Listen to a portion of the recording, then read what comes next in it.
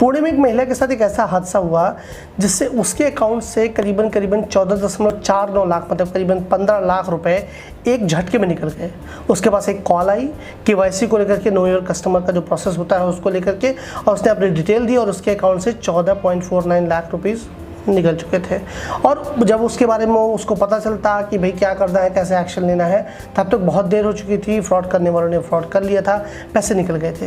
कुछ दिनों पहले मेरे पास भी एक ऐसी ही कॉल आई थी बहरीन से वो बंदी मुझे बोल रही थी और वो इंग्लिश में बातें कर रही थी। तो उसने बोला कि अगर आप इन्वेस्टमेंट करते हो करीबन जो है इतने रुपयों का, या फिर जो है आप जो है आपके पास मौका है कि आप लाखों रुपए कमा सकते हो बिना कुछ इन्वेस्टमेंट किए।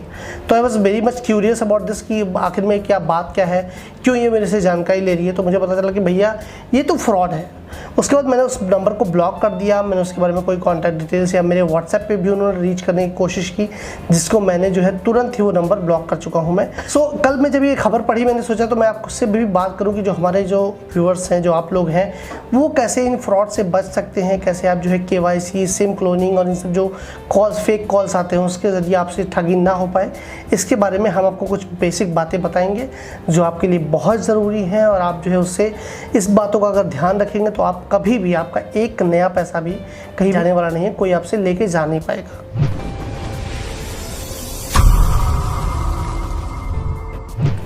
तो सबसे पहली बात, अगर आप ऐसे जो है आपके पास फेक कॉल्स आते हैं तो उन पे भरोसा नहीं करना है। उनके बारे में जो भी फेक कॉल्स आ रहे हैं उनको रिपोर्ट करना है, स्पैम में डालना है। स्पैम में DND लगवा सकते हैं आप फेक कॉल से बचने के लिए। उसके अलावा अगर बाई चांस कोई आपको कॉल कर रहा है और वो बातें कर रहे हैं, आपसे कुछ जानकारी मांग रहे हैं KYC अपडेट करने को लेकर के, या कोई और बात कर रहे हैं, तो उस पर भी आपको विश्वास नहीं करना है। आपको पहले पूरी इंक्वायरी उनसे लेनी है। और ध्यान रखें कि आपको कोई भी अपनी जानकारी, किसी भी तरीके की कोई जानकारी जो है आप उनको नहीं दें, चाहे वो किसी भी OTP हो, या फिर जो है कोई ATM पिन हो, ATM कार्ड डिटेल्स हो, या नेम हो, आधार नंबर हो, कोई भी जानकारी आपको नहीं देनी है। कोई भी बैंक KYC के लिए आपको फ़ोन नहीं करता है, हमेशा जो है आपको ब्रांच पे जाने को कहता है, या फिर जो है इंटरनेट बैंकिंग के ज़रिए अपने KYC करवाने को कहता है।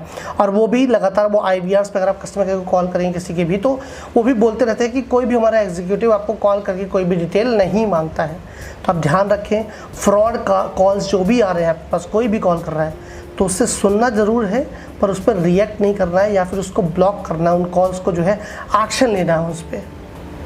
कई बार ऐसा होता है कि जो ये फ्रॉड करने वाले लोग होते हैं वो आपसे कहते हैं कि सर आपके पास एक लिंक आया है, उसको ओपन कर लीजिए, या फिर जो है ऐप लिंक गया है आप उसको ऐप को डाउनलोड कर लीजिए, और जो है उसके बाद आपकी KYC की प्रक्रिया आप पूरी कर लीजिए। उसके बाद जो है आप हमें बता दीजिए कि आपकी KYC की प्रक्रिया पूरी हो चुकी है।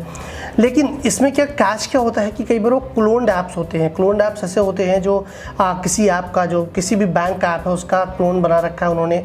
उसमें जब आप डिटेल्स अपनी सबमिट कर रहे होते हैं तो आपको जो है वो सारी डिटेल उनके पास चली जाती है। वो रिमोटली आपके फ़ोन को कंट्रोल करते हैं और सारा कुछ एक्सेस कर पाते हैं, और उसके बाद आपके पैसे की चोरी हो जाती है, आपके प्राइवेट डेटा की चोरी हो जाती है, वो सब कुछ हो सकता है। तो उससे भी आपको बचना है। एक और चीज़ है, फ्रॉड करने के तरीके बहुत सारे हो गए हैं। आप आजकल चाहे वो फेक ऐप के ज़रिए हो, या फिर जो है फ़ोन कॉल्स के ज़रिए हो, सिम क्लोनिंग के ज़रिए हो, सब में जो एक इम्पॉर्टेंट चीज़ है वो है OTP। किसी भी फ़ोन पे जो OTP आता है वो मैटर करता है। हो सकता है कोई ऑनलाइन शॉपिंग कर रहा हो और आपके पास वो बोल रहा हो कि सर आपके पास एक OTP गया है, वो OTP बताओ, फ्रॉड करने के लिए। तो ऐसा भी फ्रॉड कई बार हम देख चुके हैं। हमारे दोस्त के साथ हुआ था, 20,000 रुपये उसके चले गए थे। तो भैया ये ध्यान रखना है कि अगर ऐसे कॉल्स आते हैं और वो बोलते हैं कि सर आपके पास एक 4 नंबर का OTP गया है, 6 नंबर का OTP गया है, आप बता दो वो नंबर जो आया लिखा गया है, तो जब हम वो बता देते हैं तो हम सब कुछ गंवा देते हैं अपना। इसलिए उसका ध्यान रखना है। किसी भी तरीके की OTP आपको, जो भी नंबर आ रहा है, बाई चांस आपने कॉल रिसीव कर लिया और आपको OTP मिल भी रहा है, तो आपको उसको शेयर नहीं करना है उन लोगों से।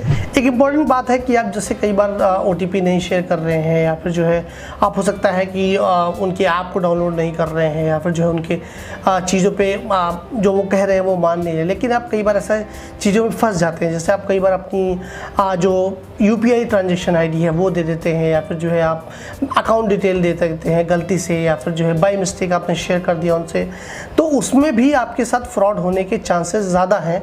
आप जो है कई बार ऐसा धक्का आपको लग सकता है, लाखों रुपए की चपत लग सकती है अगर आपके अकाउंट में है। तो इस बात का ध्यान रखें कि आप कभी भी अपने यूपीआई पेमेंट्स के बारे में, यूपीआई की डिटेल्स भी नहीं शेयर करें उनसे। Last and most important thing, कई बार होता है कि हम ऑफर्स के चक्कर में फंस जाते हैं। ऑफर्स ऐसे कि कई बार जो है फ़ोन आया बैंक से कि सर ऐसा है आपके पास एक क्रेडिट कार्ड का ऑफर मिलेगा जिसमें आपकी लिमिट होगी 5 लाख रुपए की। तो आप 5 लाख के चक्कर में ऑफर में फंस गए। ऑफर में तो सर आप एक काम करो, एक लिंक भेज रहे हैं हम, उस पर लिंक पे क्लिक करो और उसके बाद जो है अपनी डिटेल डालो और आप जो है आसानी से उसको जो है आपको एक्सेस मिल जाएगा 5 लाख रुपए का क्रेडिट कार्ड, या फिर जो है इतने का प्रॉफिट आपका हो जाएगा, या फिर जो है हो सकता है किस चीज़ पर आपको एक बड़ा डिस्काउंट बता दिया जाए।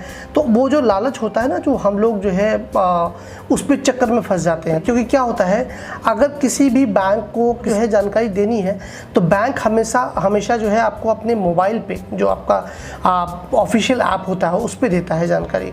उसके अलावा आपके मेल पे भी कई बार जो है फेक मेल्स होते हैं तो उनको स्पैम बॉक्स में जो है चले जाते हैं वो मेल्स। उसके अलावा कई बार ऐसा होता है कि वो लिंक्स मैलवेयर होता है, उसमें मैलवेयर से उनकी जानकारी जो है जो आप अपने फ़ोन में रख रहे हो चीज़ें, उनकी जानकारी उन लोगों को मिल जाती है जो फ्रॉड करने वाले लोग हैं। तो उनसे भी बचना है, ऐसे लिंक्स को ओपन नहीं करना है, किसी भी ऑफ़र के चक्कर में नहीं फंसना है, क्योंकि बैंक आपको जो भी ऑफ़र देता है वो आपके ऑफिशियल ऐप्स पे, ऑफिशियल वेबसाइट्स पे देना है। तो अगर आप कॉल्स पे, मान लीजिए कोई कॉल आती है ऐसे लिंक वाली, तो आप पहले उसके ऑफिशियल वेबसाइट पे चेक करें।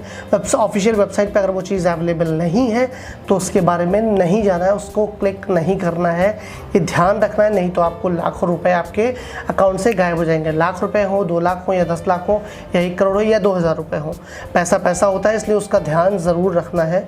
कभी भी कैसे भी करके भी आपको ज़्यादा पैसे, ज़्यादा चीज़ों पे लालच में नहीं पड़ना है। तो ये रही साइबर फ्रॉड से जुड़ी जानकारी। अगर आप ऐसा कुछ कर रहे हैं, आपके पास कोई कॉल आता है तो उसको ध्यान रखना है। वीडियो भले ही 4-5 मिनट का हो, लेकिन बात जो इसमें की गई है वो लाख रुपए की है, लाख रुपए से भी ज़्यादा की है। तो उसका ध्यान रखना है। जो भी आप ट्रांजेक्शन्स कर रहे हैं, जो भी आप कहीं पे कुछ पैसे पेमेंट कर रहे हैं, तो उस समय भी आप थोड़ा सा ध्यान रखें कि आप कैसे पेमेंट कर रहे हैं, क्या प्रोसेस तरीका है, उसको भी आपको ध्यान रखने की ज़रूरत है। इसलिए ज़रूरी है कि आप जब भी कोई भी चीज़, कोई भी किसी भी तरीके के ऑनलाइन ट्रांजेक्शन्स कर रहे हैं तो उन चीज़ों का जो हमने बताई है आपको इस वीडियो में, उसका ध्यान रखें। अगर आपको हमारा ये वीडियो पसंद आया हो तो उसे लाइक कीजिए, शेयर कीजिए और कमेंट कीजिए। इसके साथ साथ हमारे चैनल को सब्सक्राइब करना ना भूलें और यहाँ पे ऊपर दिए गए घंटे के बटन को दबा दीजिए, जिससे हमारे सारे वीडियोज़ की नोटिफिकेशन आपको मिल पाए और आप हमारे वीडियोज़ का मजा ले सकें। तब तक के लिए bye bye, take care and नमस्कार।